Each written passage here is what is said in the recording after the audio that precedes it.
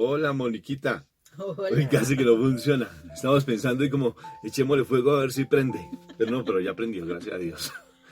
Bueno, ¿cómo estás? Afortunadamente existe la electricidad. Bendito sea el Señor. Bueno, Moniquita, empecemos pues a invocar la Santísima Trinidad. Por la señal de la Santa Cruz de nuestros enemigos, líbranos, Señor Dios nuestro, en el nombre del Padre, del Hijo y del Espíritu Santo. Amén. Y este momento se vuelve santo. Este momento se vuelve sublime, porque invocamos la Santísima Trinidad. O sea que en este momento pertenecemos al reino de los cielos. O sea, reafirmamos, perdón, porque ya pertenecemos, sino que reafirmamos y todo este espacio se santifica, porque pedimos e imploramos la presencia del Espíritu Santo. Esto es una bendición. Bueno, hoy vamos a trabajar sobre el Evangelio de San Lucas, capítulo 14, versículo del 15 al 24. Al oír esto, uno de los que estaban sentados a la mesa le dijo a Jesús: Dichoso el que participe del banquete del reino de Dios. Jesús le dijo: Un hombre dio una gran cena y mandó invitar a muchas personas. A la hora de la cena, mandó a su criado a decir a los invitados: Vengan porque ya está todo listo. Pero todos comenzaron a disculparse. El primero dijo: Acabo de comprar un terreno y tengo que ir a verlo. Te ruego que me disculpes. Otro dijo: He comprado 5 yuntas de buey y voy a probarlas. Te ruego que me disculpes. Y otro dijo: Acabo de casarme y no puedo ir. El criado regresó y se lo contó todo a su amo. Entonces el amo se enojó y le dijo al criado: Ve por las calles y los callejones de la ciudad y trae acá a los pobres, los inválidos, los ciegos y los cojos. Más tarde el criado dijo: Señor, ya hice lo que usted me mandó y todavía hay lugar. Entonces el amo le dijo al criado: Ve por los caminos y los cercados y obliga a otros a entrar para que se llene mi casa, porque les digo que ninguno de aquellos primeros invitados comerá de mi mesa. Palabra de Dios. Gloria a ti, Señor. Te alabamos, Papito Dios del cielo, por la palabra linda que tú nos das. Bendito sea el Señor. Hay una cena. A veces, mira, curiosamente, cuando mi Jesús hablaba de una manera tan particular que la gente no lo entendía en ese tiempo. El que tenga oídos, que escuche. Sí, porque a veces se dice, bueno, ¿y qué quiere decirlo la cena? Y ellos tomaban tan literalmente el concepto de la cena. O sea, mi Jesús hablaba para que la gente le pudiera entender, pero los que estuvieran como libres, como que tuvieran esa posibilidad de que el Espíritu Santo les pudiera dar a entender. Acuérdate cuando Pedro dice: es que tú eres el Mesías, el Hijo de Dios viviente. Dijo: nadie te dio, sino fue el Espíritu quien te dio ese entendimiento para poder comprender eso. Quien te lo dio fue el Espíritu Santo. Entonces, mira lo particular, cuando él les decía la cena, dijo: pero ¿cuál cena? ¿A dónde nos van a invitar a cenar? ¿A qué cena se refiere? ¿O cuál, cómo así la cena? Y se preguntaban tanto si los fariseos, estaban su mente tan entenebrecida que no podían entender. Y cuando mi Jesús habla de la cena, ¿a qué cena se refiere, Moni? Las bodas del Cordero. ¿Cómo así bodas del Cordero? ¿Yo con quién me voy a casar y con un Cordero me va a casar? ¿Las bodas de cuál Cordero? Sí, no lo entendían porque él era el Cordero, tomando en cuenta que el sacrificio se hacía con corderos, y las bodas del Cordero es que realmente va a haber un compromiso porque es que uno piensa, es que yo me voy a casar con una mujer, y no entienden el vínculo que se da espiritualmente cuando hay un matrimonio, por ejemplo. ¿Sí? No se entiende, pero ahora nosotros sí lo entendemos debido a que nuestro Señor abrió el velo, ¿sí? Para que pudiéramos acercarnos a la presencia de Dios. Y cuando nos acercamos a la presencia de Dios, todo empieza a comprenderse de una manera muy sencilla, porque las cosas del reino no son complejas, porque todo se traduce en amor. Cuando se habla de cena, Moni, es que implica que nosotros vamos realmente a estar en una común unión y vamos a estar tan en familia sentados que vamos a estar alimentándonos plenamente y nutriéndonos plenamente de lo que mi papá Dios nos da. Es un banquete que uno se da espiritualmente hablando, no es comida física. Pero los judíos no lo entendían ni los discípulos, de igual manera, algunos no lo entendían. ¿Qué implica una cena? ¿Qué implica un matrimonio? ¿Qué implica un comer de mi cuerpo y beber de mi sangre? Pero es que yo me voy a volver caníbal, de que comer un cuerpo, y cómo es que él dice que se va a comer y que no sé qué, el que me ve a mí ve al Padre. ¿Cómo así que el que me ve a mí ve al Padre? Y porque yo soy uno con mi Padre y todo lo que él me dice yo lo digo, pero este está loco, ¿sí? Y todavía hay gente con su mente entenebrecida. O sea, ¿cómo así que es una cena, Moni? ¿Sí te das cuenta? Entonces, ¿qué implica la cena? Para poder decir, ya prácticamente la cena está servida. El reino de los cielos me parece una cena. Que vienen unos invitados, pero ¿por qué una cena, Moni? ¿Sí? Ya están, mira lo de las viudas, lo de las vírgenes, ¿no? Porque van a las bodas, ¿sí? Viene, o sea, y siempre pone estas comparaciones para que uno pueda lograr entender que todo está fundamentado en el amor, que si tú no te preparas en el amor y si tú no estás listo en el amor, si tú no aceptas el amor en tu vida, el amor espiritual, no estoy hablando del amor carnal, que eso es mentira, en el mundo no hay amor, el desamor, no es porque se le dice el amor carnal, eso es pura mentira del mal, que es en el mundo no hay amor, porque el amor es pleno. Entonces, fíjate que todo se traduce en conceptos de amor. Amar es lo que nos pide Dios. Amen a su prójimo. Ámenlo, ámenlo, ámenlo a pesar de que sufran, ¿no? Un poquito. Ámenme, por favor. Sí. O sea, a pesar de lo malo que fui, pero demuéstrame que me amas. Pero ¿cómo se ama? Cuando tú te desapropias de las personas, amas a Dios y Dios a través de ti fluye y Él es el que ama a través de ti, porque nosotros no sabemos amar. Y el amor se da en la medida que nos abandonamos en la presencia de Dios. ¿Qué te parece, no? Interesante, Rafa, porque realmente el Espíritu de Dios es el que nos permite entender la palabra de Dios. Si nosotros no estamos en la presencia del Señor, no vamos a entender la palabra de Dios. Por eso es que uno debe, dentro de la oración, empezando por ahí, porque la palabra nos dice que nosotros no sabemos orar y que por eso hay que pedir del Espíritu de Dios porque Él ora en nosotros, Él es el que nos enseña a orar. Y es necesario que nosotros pidamos el Espíritu Santo, o sea, porque ¿qué es el Espíritu Santo? El Espíritu Santo queda en esta tierra, es otra persona de la Trinidad, para ayudarnos, enseñarnos, recordarnos, guiarnos, ser nuestro defensor, nuestro consolador y mil cosas más, porque la palabra misma va explicando poco a poco todo lo que hace el Espíritu de Dios en nuestras vidas. Entonces, el Señor nos está indicando aquí, mire que inicia el pasaje muy sencillo, estaban todos sentados a la mesa, o sea, si estaban sentados a la mesa, iban a comer o ya comieron, no sé, y generalmente iban a comer, sino que el Señor hablaba de su palabra antes de la comida y luego ya comían, ya bendecía el pan y comía. Entonces, porque eso fue básicamente lo que el Señor hace el día de la última cena. Entonces, ¿qué es lo que sucede? Cuando el Señor habla, una persona de ellos pregunta, ¿sí? Y es cuando Jesús empieza a decir que dichoso el que realmente va a participar de la cena del reino de Dios. Y la cena es si va a comer del alimento que Dios da. ¿Cuál es el alimento que Dios nos da? En la palabra lo dice muchísimas veces, pero uno ni siquiera, o sea, como que uno no cayera en cuenta muchas veces.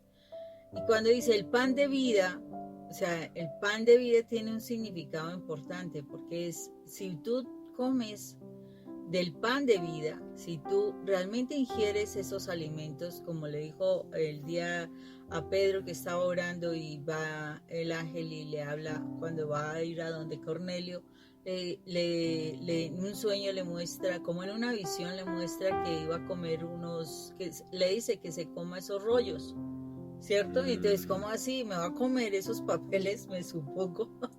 Entonces, sí, o sea, si uno no está en la presencia del Señor, uno no entiende. ¿Cómo me va a comer unos papeles? Pobrecito Pedro que le tocó comerse esos rollos, y esos rollos eran de cueros, porque los papiros eran cuero, para poder escribir en ellos. Entonces, cuando el Señor le dice que dichoso el que coma de la cena del reino de Dios, es porque es quien se alimenta de su espíritu, quien se alimenta de su palabra, quien se alimenta de su presencia, de la oración, de estar allí todo el tiempo con Él. Y uno piensa que es imposible, pero no es imposible. Uno sí puede estar en oración, pero dice uno, no, pero es que yo tengo que cocinar, yo tengo que barrer, yo tengo que ir a trabajar, etcétera. Por eso, ahorita uno dice, la tecnología le ayuda a uno muchísimo.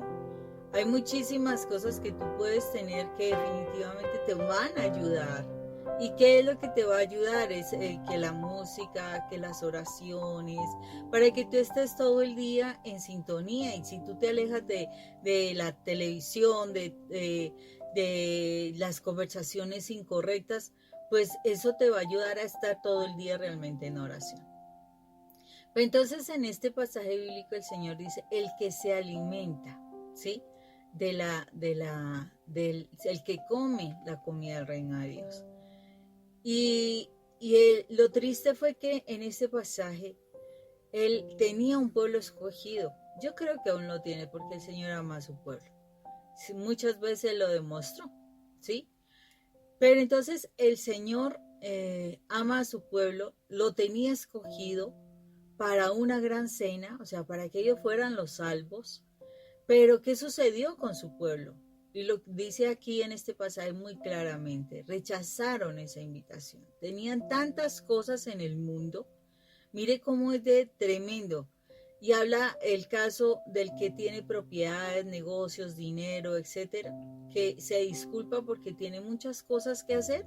Entonces, a raíz de eso, no tiene tiempo para Dios. O sea, el que compra terrenos, entonces tengo que ir a mirar mis terrenos.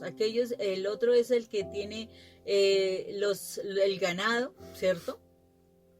Entonces, como ya tengo mi ganado, entonces también tengo que estar muy pendiente de que me produzcan, que hagan la producción que necesito hacer. Y está aquellos que también por causa de su matrimonio se alejan de Dios. Tan irónico, porque se supone que se casan bajo la bendición de Dios. Pero cuando es la hora en que ese que nos da la bendición, ese ser superior, supremo, maravilloso, espectacular, majestuoso, nos da su bendición para unir nuestras vidas, resulta que el matrimonio, el tener que atender al esposo, a la esposa, a los hijos, se convierte en el obstáculo para realmente uno acercarse a Dios, cosa que también es bien equivocada. Entonces, el Señor está diciendo, yo tenía mis escogidos, yo tenía mi pueblo que era linaje real, nación santa, escogida precisamente para esta cena de Dios, pero se excusaron, no quisieron ir, se pusieron rebeldes. Y entonces, ¿qué sucedió? Pues Él dijo, pues entonces vayan por los otros. ¿Y a quiénes buscó? Y aquí me encanta porque habla específicamente, Rafa, de quiénes son los otros. Los otros son los cojos, los ciegos, los sordos, los que no se valen por sí mismos, o sea, los que están quebrantados, los que están enfermos, los que tienen dificultades importantes, los que los persiguen, etc. O sea, el Señor nos dio a todos los demás la posibilidad que por causa de esa negación que tuvo ese pueblo escogido de Dios, nos dio la posibilidad de participar a nosotros de la cena de Dios. Pero como se dice, así como a su pueblo escogido, ellos tuvieron la posibilidad de decir sí voy a la cena, también nosotros tenemos la posibilidad de decir sí o no voy a la cena, ¿no? Sí, la capacidad de decir cómo es de importante, y precisamente ayer entendíamos cuando hacíamos una charla en la comunidad, de la capacidad que nos da el Señor frente al libre albedrío. Es tan hermoso, ojalá pudiéramos entender plenamente ese regalo tan sublime y tan perfecto que es el libre albedrío, porque nos dio la posibilidad de decidir, porque mi Señor, mi papá Dios no es un esclavista. Si fuera un esclavista diría, tú me tienes que amar, ¿sí? Pero Él me dice, tú me amas, pero tú tomas la decisión para amarme. Tú tomas la decisión Y el hecho de mismo ir a ese comer y a ese nutrirme, porque la cena es para nutrirme, la cena es para que yo pueda alimentarme, pero el alimento corporal no es tan importante como el alimento espiritual. Y ese alimento, fíjate, como él está hablando nuevamente y se lo está diciendo directamente a los fariseos, y se lo dice a los seduceos, se lo dice a los doctores de la ley, se lo está diciendo a su pueblo, a donde fue el enviado, aquellos que conocen la palabra, amor. Aquellos que conocen perfectamente, se saben de memoria la palabra y no están cenando, ellos no se están nutriendo. Porque una cosa es tragar, otra cosa es digerir, masticar. Y ellos simplemente conocían la palabra, pero eran tan religiosos que simplemente se atragantaban con la palabra. No la discernían, sino simplemente traguen. No la vivían, Moni. O sea que simplemente ellos, mira, se fueron. ¿Y se fueron por qué? Porque no realmente experimentaban la palabra, no se daban cuenta, no había un discernimiento frente al mismo. Y ese discernimiento solamente la da cuando tú tomas una decisión de dejarte guiar por el Espíritu Santo. Y el Espíritu Santo, que se une con tu espíritu, se une con tu alma, necesariamente va a tener esa comunión para poder decir, Abba Padre, para poder tener ese discernimiento de decir, sí, yo quiero alimentarme de ti, porque la comida no es tan relevante, la comida física, como la comida espiritual, porque yo soy espíritu, yo no soy cuerpo, solamente que esta caparazón me hace creer que yo soy cuerpo, pero esto es simplemente algo temporal, porque yo soy espíritu, y si soy espíritu, ¿cuál es el alimento real a lo que yo soy como persona? ¿Cuál es la cena que yo debo comer? La palabra viva. Yo debo comer del amor, debo nutrirme con el mensaje del Señor, que realmente esto es temporal, que hay cosas del reino maravillosas, y todo se traduce en amor, Moni. Todo. Y si tú te pones a discernir, mira, no necesitas hacer cursos profundos de teología, ni de filosofía, no, el amor.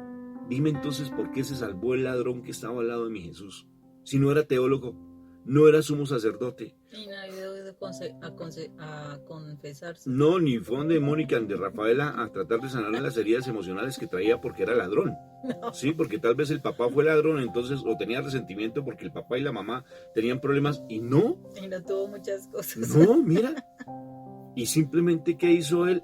Se nutrió y se alimentó de un Jesús que él se puso a mirarlo, yo creo, desde el principio, ¿sí? Y había tal vez escuchado, porque es que lo vio cuando en la vida dolorosa él lo vio, que no se quejó, que no gritó, que no maldijo, que no se puso a decir, ¿ustedes por qué me pegan? Bueno, mi Jesús lo dijo, pero al soldado judío, ¿no? ¿Usted por qué me pega si yo no le he hecho nada? Pero mi Jesús no se quejó para nada. Entonces el testimonio de mi Jesús le ayudó a que él se salvara, mira, Moni.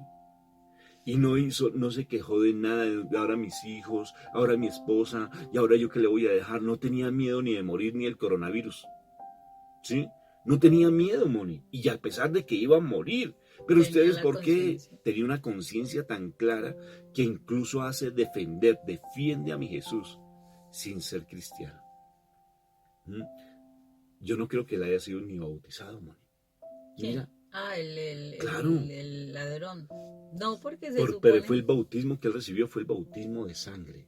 Ese bautismo tan precioso en nuestro Señor Jesucristo. Sí, porque bautizado no, porque acuérdense que los que iban a ser bautizados tenían que renunciar al pecado, pero él seguía allí en el pecado. Pero de una u otra forma, fíjate lo interesante, que él se alimenta de mi Jesús debido a que él está allí. No sé si me va a entender, o sea, acuérdate que hay 3 tipos de bautismo, ¿no es cierto? Sí. El bautismo en agua, el bautismo en espíritu y el bautismo en sangre, ¿no es cierto? Entonces, ¿qué implica ese bautismo en sangre? Reconocer que mi Jesús dio la vida por mí, y es el bautismo, yo creo que más sublime, porque mira cómo se salva ese hombre, porque tiene una cena perfecta, una común unión, porque una cena es común unión, porque en la cena uno comparte, Moni. Por eso están, sí, claro, es una comunión. Por eso si tú cenas y sales corriendo, vas al refri, sacas tu comida y te vas corriendo como alma que lleva el Espíritu Santo, pues no estás haciendo la cena. Lo lindo de la cena es que tú puedes compartir.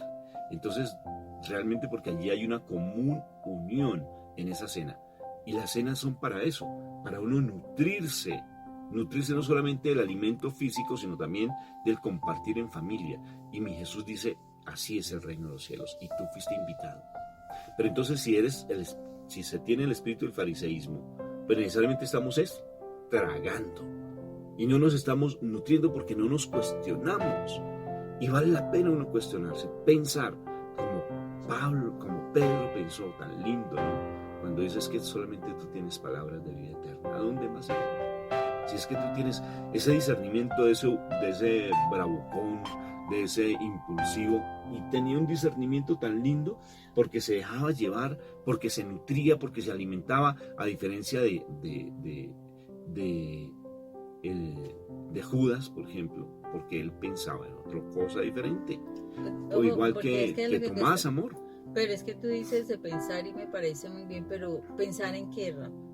Porque es fundamental eso. Claro, porque los otros, por ejemplo, pensaban en ir a trabajar, en ir a tragar, ¿sí me va a entender? En ir por ejemplo, alguien me decía, mira, atendí a una persona linda en estos días, y me decía, Rafa, yo estaba también en mi matrimonio, pero debido a que yo trabajo de pronto en el magisterio, entonces, bueno, como colegio, entonces, que el internet, que mis hijas, que el trabajo, y antes estaba tan bien con mi matrimonio, y ahora me dediqué fue simplemente a tratar de responder, y se me olvidó el reino de los cielos, y ahora tengo problemas con mi esposo, y ahora no sé, y ahora me tocó venir otra vez a buscarte a ti como psicólogo para que me reorientes, para que como un programador de sistemas me reprogrames el chip y me resetees a ver si yo puedo volver a actuar bien porque mi computador está funcionando mal. Ayúdame porque se prende y se apaga, no funciona mi CPU espiritual. Entonces, ¿por qué? Porque perdió su horizonte a nivel espiritual. A pesar de que conocía de Dios y había tenido unas revelaciones lindas, se fue ¿a qué? A atender los negocios, a mirar tal cosa, a mirar tal otra, pero no se centraba en la palabra de Dios, no se nutría de la palabra del Señor, se perdió de comer lo que tenía que comer y se fue a tragar, ¿sí? A tragar, o sea, a atragantarse, y a pesar de que conocía de Dios. No, esta palabra está lindísima, pero ya no acabó el tiempo. Definitivamente, sí. Bueno, mañana será otro día y otra dichosa mañana. Dios me los bendiga, nos vemos mañana. Que tengan un excelente día.